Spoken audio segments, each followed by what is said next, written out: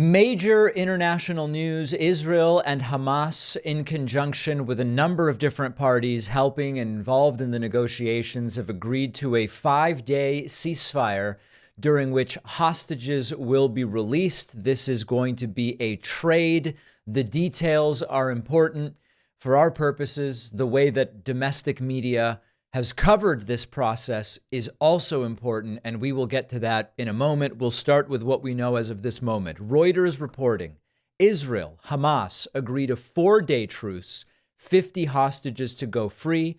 Other reports say it is a 5-day truce. Other reports say the day on which this was announced yesterday is sort of like day one. So 4-day, 5-day, okay. Israel and Hamas agreed Wednesday to a ceasefire for at least 4 days to let in aid and release at least 50 hostages captured by militants in exchange for at least 150 Palestinians jailed in Israel. The first truce in a brutal, near 7-week-old war, reached after mediation by Qatar, was hailed around the world as a sign of progress that could ease the suffering of Gaza's civilians and bring more Israeli hostages home. Israel says the ceasefire could be extended further if more hostages are freed, and a Palestinian source says that as many as 100 hostages in total could end up released by the end of the month. If it is indeed 100 Israeli hostages, it would leave about 136 based on the 4 that have already been released. The numbers change regularly, but that is roughly what the numbers are. And it is believed, again, that is going to be a roughly 3-to-1 ratio of jailed Palestinians released for each Israeli hostage. Truce expected to begin tomorrow morning, the start time yet to be officially announced. And this is where some of the confusion as to 4 days, 5 days is coming from. Benjamin Netanyahu's office put out a statement last night saying 50 women and children would be released over 4 days at a rate of at least 10 per day. And beyond that, the truce would be looked at day by day as long as Hamas continues to free 10 hostages per day. Israel's Justice Ministry published a list of 300 names of Palestinian prisoners who could be freed. Initially, the report was 50 hostages for 150 Palestinian women and children, as well as hundreds of trucks of humanitarian, medical, and fuel supplies entering Gaza. Israel will halt all air sorties over southern Gaza and maintain a daily 6-hour daytime no-fly window in the north. We also have a report from Haaretz and Jonathan Lees, very, very similar information indicating that the 6-hour meeting in Tel Aviv that led to this was completed in the early hours Wednesday morning. The statement very similarly described. A few more details include that the plan will involve the release of 30 kidnapped children by Hamas, 8 mothers, and 12 more women. And again, the details are slightly different depending on which of these reports you look at. And then also now increasingly getting reporting on the negotiations described as excruciating by U.S. officials speaking to France 24.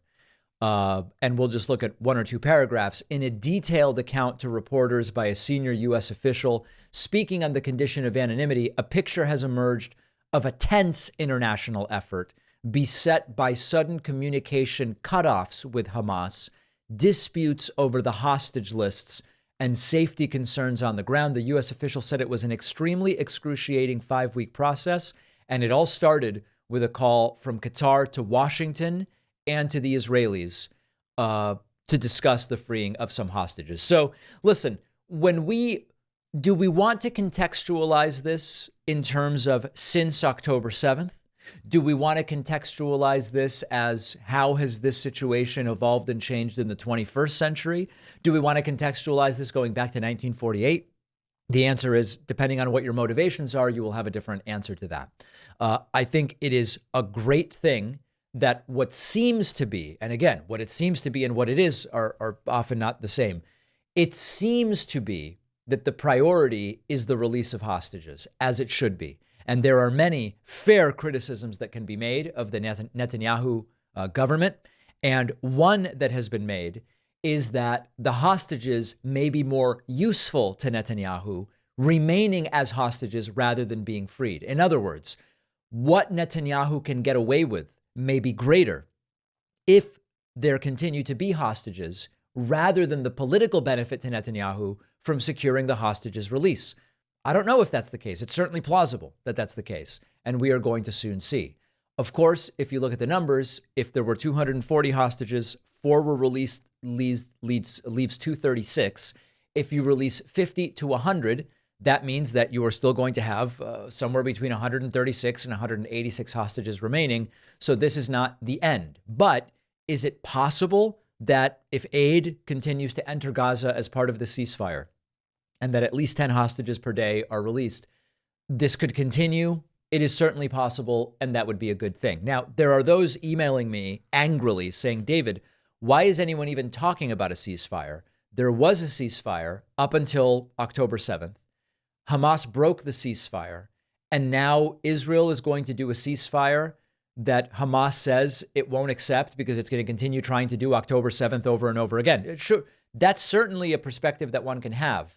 But if it is true, I mean, listen, Hamas is going to keep trying to do more of this stuff. But if Hamas is willing to say, we will postpone doing more of that stuff and agree to this ceasefire, at least temporarily, with the idea that they will get some jailed Palestinians back in order to release these hostages, it is still very much worth doing. And it doesn't project weakness on anyone's behalf if what is the top priority is maintaining the appearance. So can we say that this is good news? I think we can. It's not a solution to Hamas's genocidal goals. It's not a solution to the fact that Netanyahu's Likud is not well positioned to obtain any kind of long-lasting peace. It's not a solution to the broader Israeli-Palestinian conflict. But for the question of the hostages, it is certainly progress, and getting 50 or 100 hostages out, even if it is not the 236 that remain, is a good thing. For our purposes, it is also very interesting and relevant to discuss American involvement, Joe Biden's involvement, and also media coverage thereof. And let's talk about that next. 30 million trees are destroyed every year for toilet paper in the U.S. alone. So toilet paper is a big contributor to deforestation and climate change. Our sponsor, Real Paper, makes toilet paper from bamboo. Bamboo plants keep growing, which means no deforestation. Bamboo also absorbs 5 times as much carbon from the atmosphere as pine trees. And bamboo toilet paper is stronger than regular toilet paper and even softer. So bamboo toilet paper is all around a win for you and for the environment. It's time to move on from that toilet paper from trees that you're using at home.